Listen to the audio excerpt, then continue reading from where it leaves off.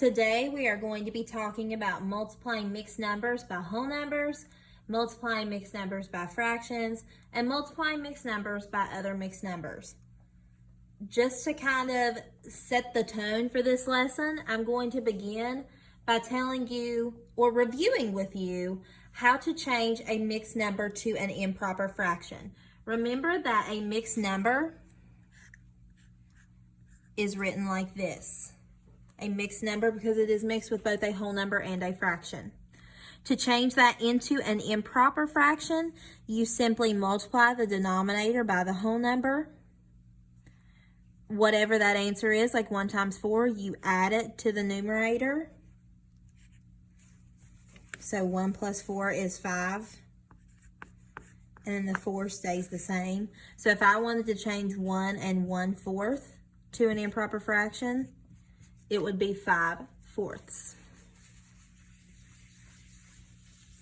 The reason I'm showing you that is because you can't actually multiply a mixed number without changing it to an improper fraction. So if you don't know how to do that, it's going to be really, really tricky. So make sure that you kind of review that, or you pay attention, go back, pause this video, go back and watch what I just showed you, whatever you need to do. But that's really, really important, guys.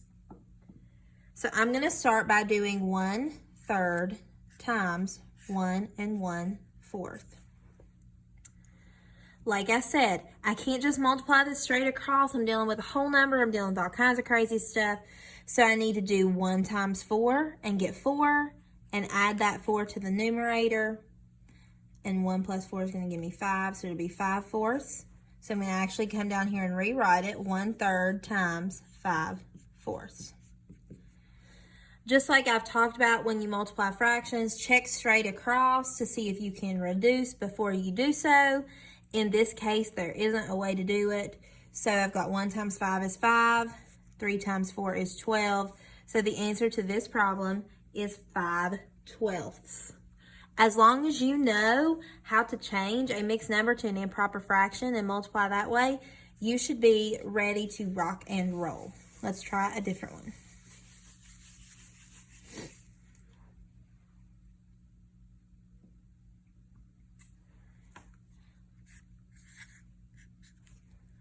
$12 times 2 and 1/6. And you'll have to excuse me. I'm cheating off of my math book to get some problems. All right, so for starters, guys, remember with our rule for multiplying whole numbers, you have to just bring the whole number down and put a 1 under it. So that's really easy because you can't just multiply a whole number. You have to change it to a fraction. Add my multiplication symbol. Now, I can't just write a mixed number out here because that's not going to work. I have to change that to an improper fraction. Just like I did with the last one, when you are changing a mixed number to an improper fraction, you multiply the denominator by the whole number. When I do 2 times 6, I get 12. Since I got 12, I add 12 to my numerator and get 13. The denominator stays the same at 6. And I don't need to worry about that whole number anymore because when I multiplied it, I added that in here. Okay, so the whole number is gone now. So 13 over 6. Just like I have taught you previously, looking at the 1 and 13, there is no way to reduce that before I multiply it, so I have to leave that the same. But I can, however, reduce my 6 and my 12 because I know that 6 goes into 6. So if I divide 6 by 6, I get 1. And when I divide 12 by 6, I get 2. I know that I can divide those by 6 because I checked diagonally. There's a number that can go into both 12 and 6, which is 6, and I just divided it, so I don't have to worry about it later. So I'm going to go ahead and erase this. Remember, this became a 2, and this became a 1. And so now I'll just multiply straight across. 2 times 13, if you need to, just work it out right here. 2 times 3 is 6. 2 times 1 is 2, so you get 26. 1 times 1 is 1. 26 over 1. Remember that any fraction that is over top of a 1 is just that number. It's not 26 over 1. It is just 26. Hope that's making sense. Now let's try to multiply a mixed number by another mixed number. Let me cheat off my book and get a problem real quick.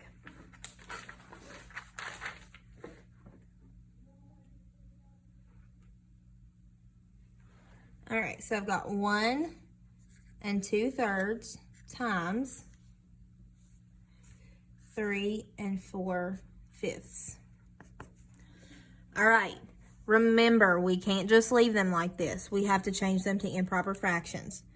So I need to multiply 1 times 3. 1 times 3 is 3. Just add them up there to that numerator. 2 plus 3, that's not a multiplication symbol, that's a plus. 2 plus 3 is 5.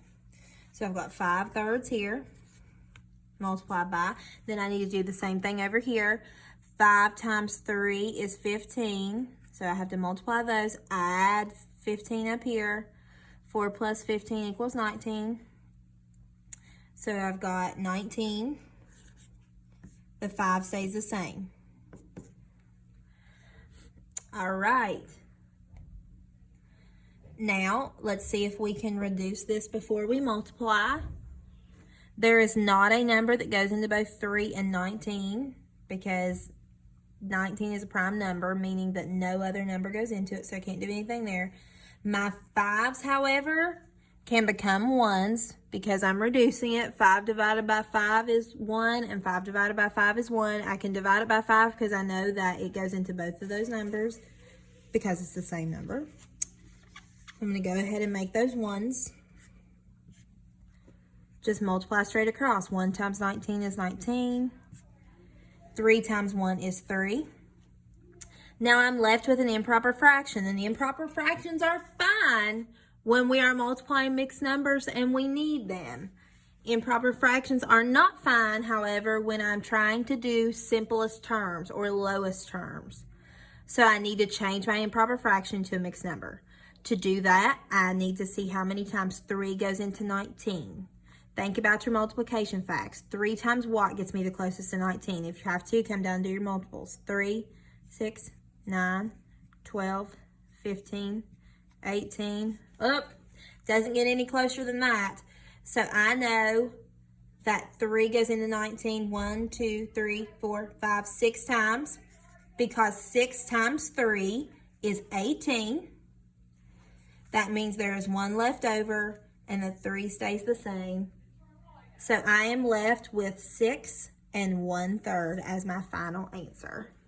Message me if you have any questions at all, guys.